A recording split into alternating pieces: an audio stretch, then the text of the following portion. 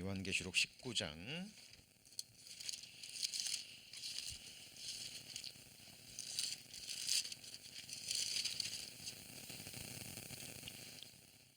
11절부터 제가 봉독하겠습니다. 또 내가 하늘이 열린 것을 보니 보라, 백마와 탄자가 있으니 그 이름은 충신과 진실이라.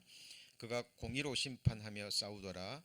그 눈이 불꽃 같고 그 머리에 많은 면류관이 있고 또 이름 쓴 것이 하나 있으니 자기밖에 아는 자가 없고 또 그가 피 뿌린 옷을 입었는데 그 이름은 하나님의 말씀이라 칭하더라. 하늘에 있는 군대들이 희고 깨끗한 세마포를 입고 백마를 타고 그를 따르더라. 그의 입에서 이한 검이 나오니 그것으로 만국을 치고 친히 저희를 철장으로 다스리며 또 친히 하나님 곧 전능하신 이의 맹렬한 진노의 포도주 틀을 밟겠고 그 옷과 다리에 이름 쓴 것이 있으니 만왕의 왕이요 만주의 주라 하였더라. 또 내가 보니 한 천사가 해에 서서 공중에 나는 모든 새를 향하여 큰 음성으로 외쳐 가로되 와서 하나님의 큰 잔치에 모여 왕들의 고기와 장군들의 고기와 장사들의 고기와 말들과 그 탄자들의 고기와 자유한 자들이나 종들이나 물론 대소하고 모든 자의 고기를 먹으라 하더라.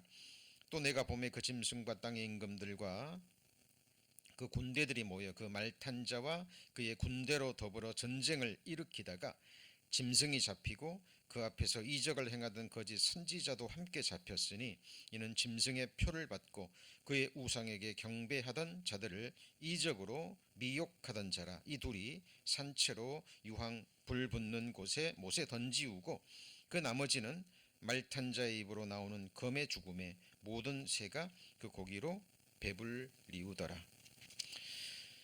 요한 계시록 강의 쉬운 6번째 시간입니다. 오늘은 이제 읽은 요한계시록 19장 11절로 끝절까지의 말씀을 본문으로 해서 그가 피 뿌린 옷을 입었는데 라는 제목으로 함께 말씀 배우시겠습니다. 성경은 초림하시는 예수님의 모습과 그리고 이 땅에 다시 오시는 예수님의 재림하시는 모습을 전혀 다른 모습으로 기록하고 있습니다. 이 땅에 처음 오실 때의 모습은 마른 땅에서 나는 줄기 같은 너무나 연약한 인생의 모습으로 오셨음을 성경은 말씀하고 있습니다.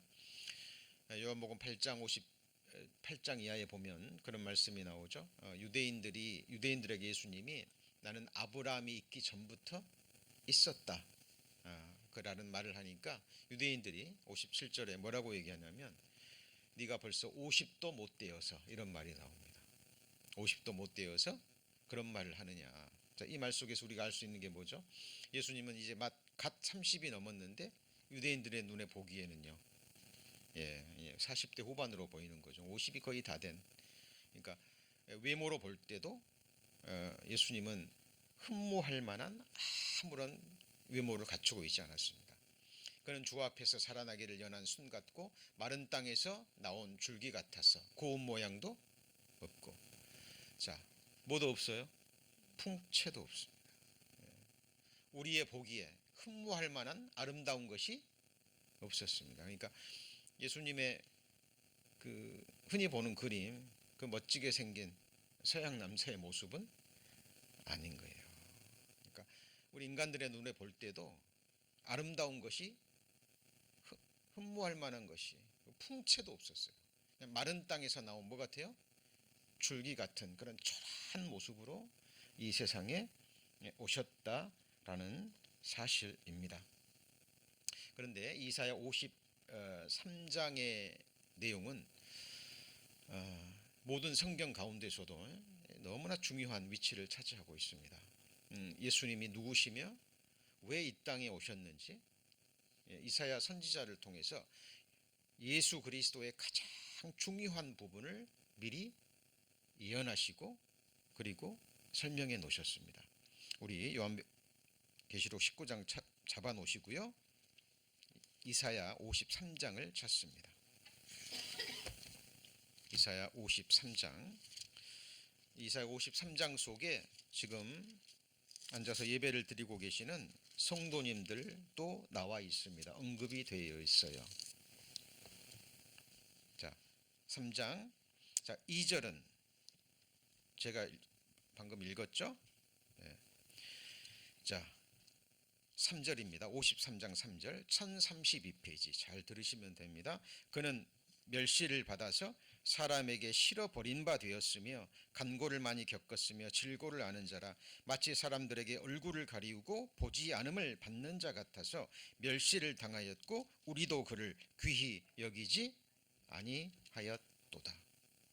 그러니까 예수님이 공생애를 하시는 동안 또 그 전에도 마찬가지였겠죠. 목수의 가난한 목수의 아들로 태어나서 다른 사람에게 전혀 주목을 받지도 못하고 공생의 당시에도 그를 따르는 몇몇의 제자 외에는 사람들에게 이렇게 멸시를 당했다라는 겁니다. 4절입니다. 그는 실로 우리 질고를 지고 우리의 슬픔을 당하였거늘 우리는 생각하기를 그는 징벌을 받아서 하나님에게 맞으며 고난을 당한다 하였도다. 그가 찔림은 우리의 허물을 인하며 그가 상함은 우리의 죄악을 인함이라. 그가 징계를 받음으로 우리가 평화를 누리고 그가 채찍에 맞음으로 우리가 나음을 입었도다. 우리는 다 양 같아서 그릇 행하여 각기 제 길로 갔거늘 여호와께서는 우리 무리의 죄악을 그에게 담당시키셨도다. 7절입니다. 그가 곤욕을 당하며 괴로울 때에도 그 입을 열지 아니하였으며 마치 도수장으로 끌려가는 어린 양과 털 깎는 자 앞에 잠잠한 양같이 그 입을 열지 아니하였도다. 그가 곤욕과 신문을 당하고 끌려갔으니 그 세대 중에 누가 생각하기를 그가 산자의 땅에서 끊어짐은 마땅히 형벌받을 내 백성의 허물을 인하며 하였으리요. 자, 우리가 바이블 스터디 때 많이 배우는 그런 복음에 관계된 말씀이죠. 그런데 이 말씀 속에 사도행전에 나오는 그 이디오피아 내시가 이디오피아에서 예루살렘까지의 거리가 약 1500km 정도 됩니다. 그 당시에 마차를 이끌고 그것도 지금 같은 평지가 아닌 광야를 지나야 될 때 아무리 빨리 가도 50km를 넘지 못한다고 그래요. 50km를 잡는다 그래도 가는 거리만 약 한 달이 걸리는 거리입니다. 이디오피아 내시가 뭐 한 달 이상을 걸려서 예루살렘에서 예배를 드리고 다시 돌아가는 길에 이사야 성경을 읽고 있는 모습이 나오죠. 그렇죠? 그 내용이 여기 들어 있습니다. 어떤 내용입니까? 거기 보면 7절이 바로 그 내용이죠. 그러니까 53장을 지금 읽고 있었던 거예요.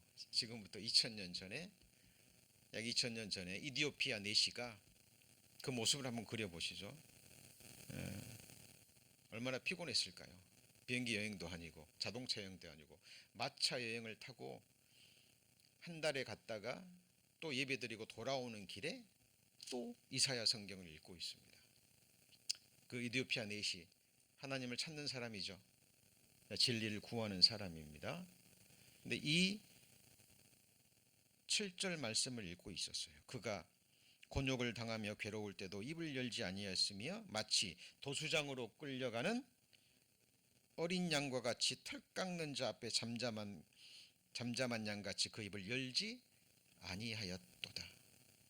자, 빌립 집사가 약 2박 3일간의 거리입니다. 사마리아에서 전도하다가 성령의 주의 사자의 부름을 받고 급히 걸어서 그 길로 가요.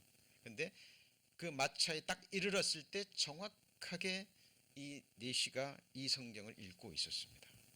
그리고 물어보죠. 뭐라고 물어봅니까? 읽는 것을 깨닫느냐?